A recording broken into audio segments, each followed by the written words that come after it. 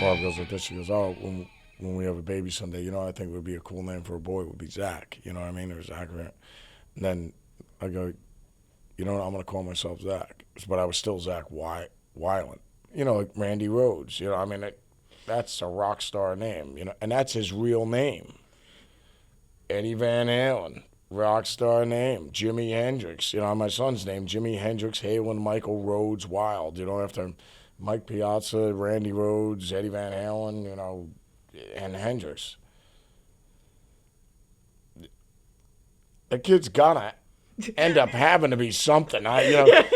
Okay, well, Oz goes, when we're doing No Rest for the Wicked, we were in London, and he goes, because I'm going to be next in the legacy. And you got Randy Rhoads, Jakey Lee, and then my patheticness. So Wilde came... No, Kim Wilde. I was just sitting there watching Kim Wilde. Mind you, whacking off to it while I'm watching the video. It just, well, am I correct, Amando, on this? Wait, hold on for 1 second. Hold on for 1 second. I need my stylist, St. John. Okay. St. John. So he needs some fluffing. Please, for one more time. I felt the same way about Kim Wilde. You know? Posters over on the wall that were a little bit stained up afterwards. How's everything going? We're good. Good? Wait, look at me. St. John. Get over here 1 more second. I think your beard caught a bit of it there. There we go. Okay. Beautiful. Good. Love you both. Yeah, okay. So you're sitting there, watching a bit of Kim Wilde, maybe appreciating it on some other level. Yes. So gay. And, no, I'm just watching it one night, and I go, Wild. You know, because I'm watching Kim Wilde, and I just go, and it's so great. I'm supposed to be the big alpha male and everything like that. I just go, yeah, keeping it real. I just go, we're all sitting around getting loaded, and I go, well, Ozzy wants me to change my name, and I go like this, I go, Violent, Wielandt. I go, what would be a cool name? We're watching Kim Wilde. We're all jerking off, having a porn party while we're watching Kim Wilde. God bless her soul. Well, she actually created this pathetic mutant. Some porn stars. It all goes back to... This turd of life. At the bottom of it, like, Kim Wilde is actually responsible for this. But the whole thing is, because her name was Wilde, and it looked like so cool. I just go, all right, so my name is Wylde. I go, you know, Wylde. I go, I'll just go Wylde. And I go to Ozzy. I go, Oz, he goes, Zachy, what's going on?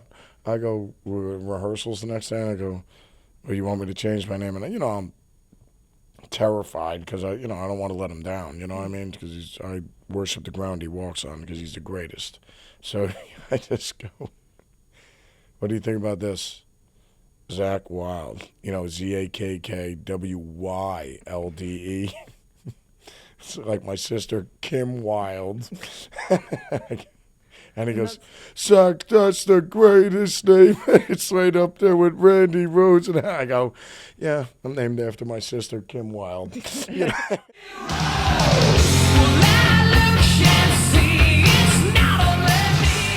A lot of people ask me about my name, Sebastian Bach, because it's kind of, funny name. It's like, there was a website, it was like worst rock names. And I was in there, it's like, calling yourself Sebastian Bach and being a rock singer is like being a writer, calling yourself Henry Shakespeare. And I was like, here's what you don't get, Mr. Website Guy. I never thought I would make it.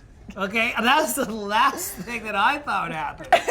Because my real name is Sebastian Burke, and I was like, and it was 1983, and I was looking for a cool sounding name like Nikki Sixx, or Tommy Lee, or something that sounded cool. Yeah.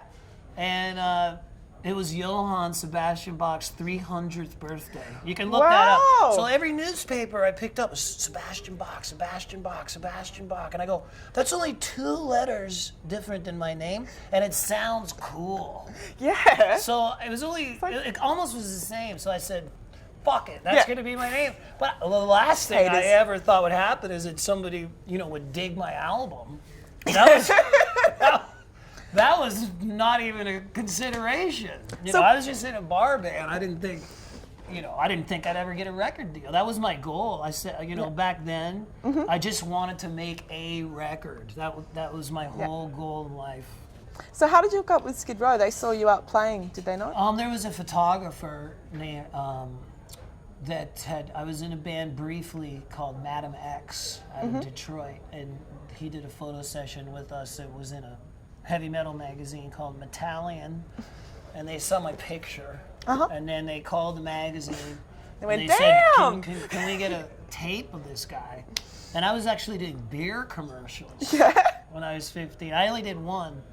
The night is coming, tonight's the night, tonight. Fucking wicked.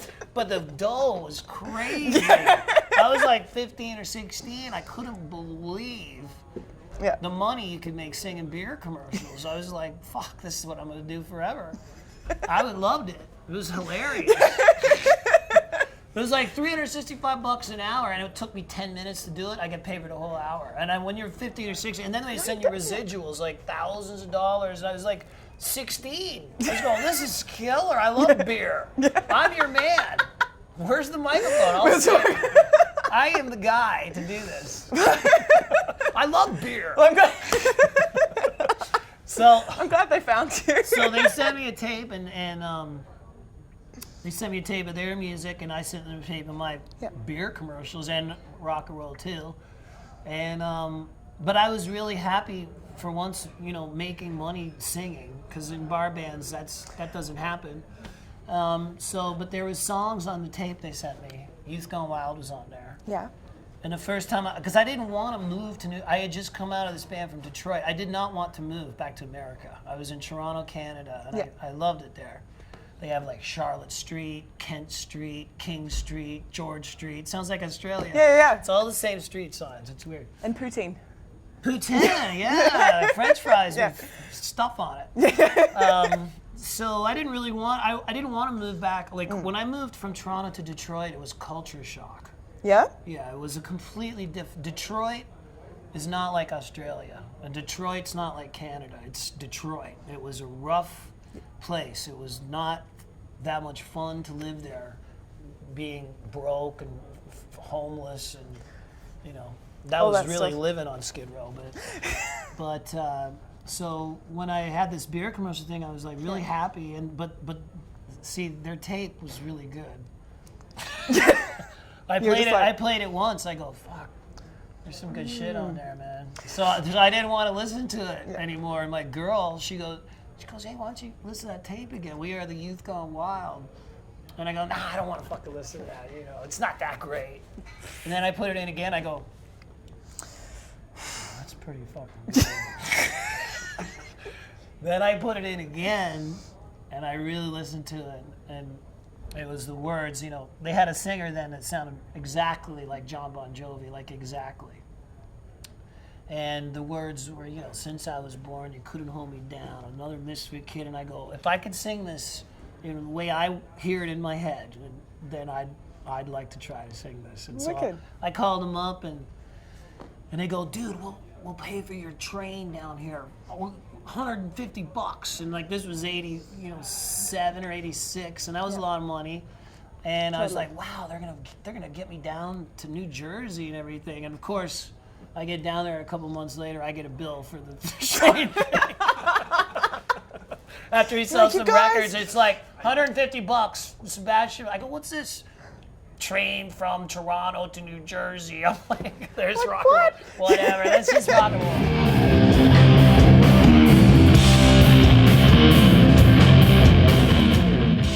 Monster Magnet, what's the deal with the name?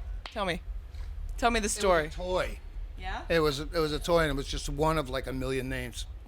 Take the band out, play a show, or try to get signed with a bunch of songs, put a different name on every tape. So for a while we were called Heroin Mule.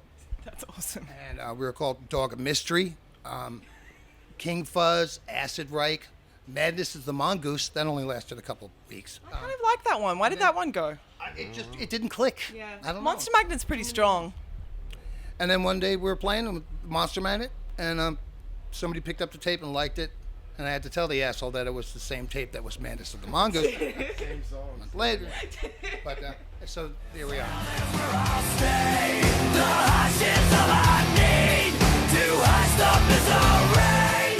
Really unique story, kind of how it came about. You know, we were 4 or 5 songs in, and we realized that it was going to be a real thing, and we needed a name, you know, and the things that we kept coming up with just didn't really quite cut it. And I remember Chad saying, hey, if you think of anything, I don't care if it's, you know, green tomato, you know, flying pencil, whatever, write it on this box. You know, there was this ant box outside of the studio, and there's all this crazy stuff written on there. And he said one day I just walked by and somebody had written Hellyeah on the box, you know, and it just went bingo. And he called us all out and he said, name of the band's Hellyeah, guys, what do you think? And we all kind of looked at each other for a minute and we went, Hellyeah. And then we go, well, we're going to have to think on that for a minute. And after that, it was like, it was perfect, man. It described the attitude of the band to a T. And it just really, the first time it was put out there, there wasn't anything that could come close to competing with it. We knew that was it. What are some of the names you guys came up with that stayed on the cutting room? Pencil. Green dildo was one. Vibrator. Like I'm on a radio vibe. No, it's vibrator. Vibe, V-I-B-E, Raider. Yeah, vibrator.